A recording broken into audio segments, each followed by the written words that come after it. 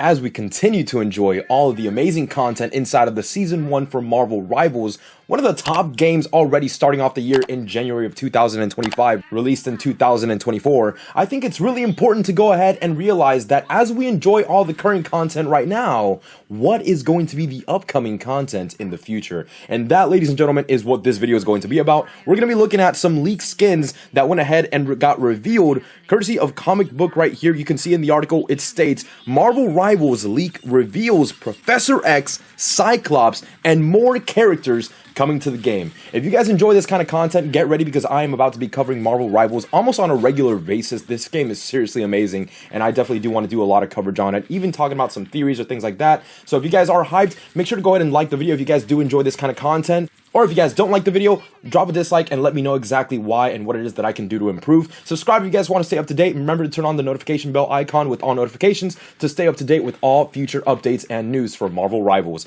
Alright, so let's get this show on the road. As you guys can see right here, and I quote, starting things off, the article states, Marvel Rivals fans just got access to a new slate of characters in the Season 1 update. Yes, we definitely did. The Fantastic Four update, for those of you guys who do not know, we got Mr. Fantastic and the Invisible Woman as the first two characters already in the first half of the season. We're going to be getting the Thing and Johnny Storm in the latter half of the season. However, this continues to go on and say, but of course, amidst complaints of how overpowered the new characters are in their current form, fans are already eager to know which heroes and villains will join the game next. Thanks to a recent leak, they might just have a few answers for what's next in the superhero shooter. It goes on to go ahead and state Mr. Fantastic, Human Torch, Invisible Woman, and The Thing joining the roster at Season 1, which has a vampire-themed style storyline involving Dracula, the Darkhold, and Dr. Doom. So if you guys do not know, real quick deviation here, the current storyline that Marvel Rivals is telling at the moment with Season 1 with the vampire hunt is that apparently you have Dracula, he had defeated Blade, and he took him down, and right now the Fantastic Four band together, and they came in and are trying to go ahead and save the city at the same time as a few of the other characters involving Wolverine, Bucky, Psylocke, Black Panther, Iron Man, and much more. And actually, some of these skins are already available within the shop or will become available really soon. As a matter of fact, let me go ahead and put it on screen right now. You guys can literally see a leaked screenshot of what the future skins are going to look like for Bucky, looking in this vampire hunting style outfit, which looks super amazing. We've also got Psylocke looking very nice as well. Love the braids on the hair right there. And also, and last but not least, we have Black freaking Panther looking insane as always with that crazy armor, also vampire hunting style armor. So it looks super cool and I'm super excited. But anyways, before I get too sidetracked, let's go ahead and jump back into the article. So continuing on, it states right here, rumors are already swirling about Blade heading into the game in the near future to help contend with Dracula. In fact, he's all but confirmed thanks to the story art that includes his character. So yes, this is actually one of the story arts that also was leaked. It actually shows Dracula choking Blade. So it looks like he was defeated right before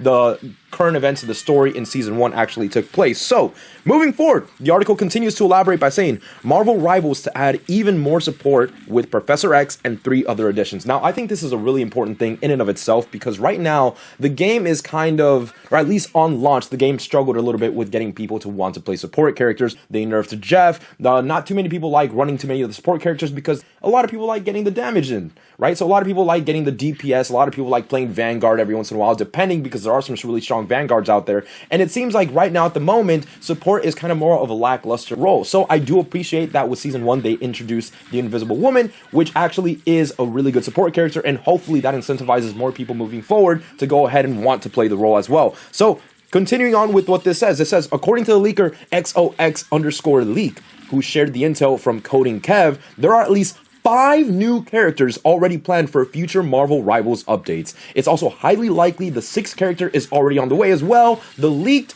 additions are, here we go, ladies and gentlemen, Professor X as a support class. Now, I've seen a lot of people really start talking about this character because a lot of people are wondering, how would they add him into the game? Obviously, Professor X is a character that is wheelchair bound, right? He cannot walk, he is paralyzed from the legs down. So how would this work? And my theory is that they're not going to be using Professor X on the wheelchair, but there is a variant of Professor X that is able to walk. This is something that we have seen. So maybe they can do something like that with the storytelling where they could just use that version. But Most likely, they're going to be using the comic book version that already can walk, and I believe he has like a version of Cerebro over his head as well.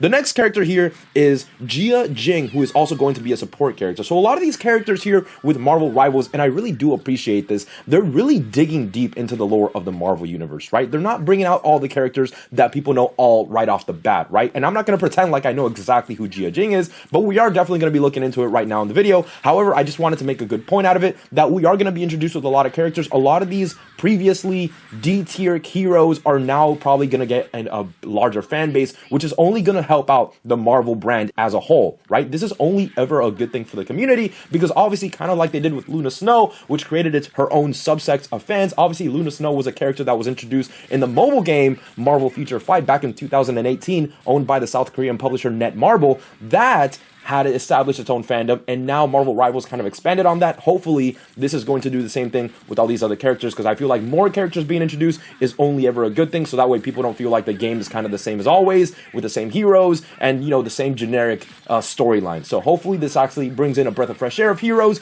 and we get to go ahead and be introduced to new characters that we've never even seen before. I say it's a win-win. So let's dive into it right now. We got Jia Jing, support.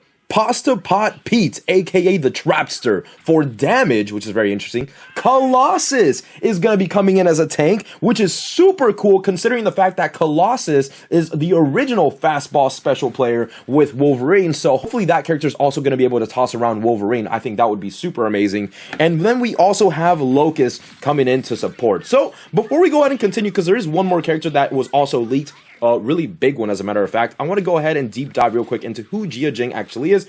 For those of you guys who don't know, I'm not going to be covering it in too much of an extent, but I am going to be doing like a short summary, basically. So as we can see right here, her current alias is also known as the Hero Sprite. She is in the Earth 616 universe. She was formerly an X-Men from the Xavier Institute of Student Body, and her origin story basically dates back to when Cyclops became the Dark Phoenix in the comics and then started to try to destroy the Earth. Jia Jing was actually on a bus ride to Beijing, China, and then that bus drove off of a bridge. Spider-Man comes in, basically rescues her, but while she's under his protection, her mutant powers manifest and she is revealed to be a sprite. So basically, she's another flying character, so I'm very interested to see how they're going to balance that out with a flying support character. Obviously, the support classes that we do have at the moment, they're not really too airborne, but I think it would be really interesting to add that into the mix, because supports do need a little bit of a buff in regards to how well they can defend themselves, because if they can at least heal other players and maybe not do the best damage, they can at least be beefed up a little bit more, and maybe not in terms of health, but maybe allowing them to fly around might be the best bet to allow them to defend themselves a little bit better, maybe be able to escape all those sticky situations that they usually tend to find themselves into. So the next character that we also went ahead and talked about on the list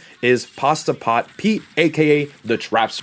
So this character right here, Pasta Pot Pete, is actually a real deep dive for the Marvel Universe. This character actually originated from a Strange Tales number 104 and Fantastic Four comic number 38, all the way back in January 1963 and May 1965, respectively. He was created by Stan Lee and obviously drawn up by Jack Kirby, the legend himself. This character is actually a supervillain, so it's going to be very interesting how they go ahead and balance that out. Obviously, it says that it's a damage type character. It makes more sense, because obviously, why would a supervillain play too much of a support role if they're supposed to be more aggressive? Obviously, I can already hear people talking about Loki, but Loki has always been more of the guy behind the scenes. He's very manipulative, so it makes sense that he would want others to do his bidding for him, and he kind of just like supports from the background. So that kind of fits in with his personality as a whole. And then the next character we have right here is Locust. So Locust is another character that was introduced in 1993, who is seemingly portrayed as a female supervillain with the abilities of teleportation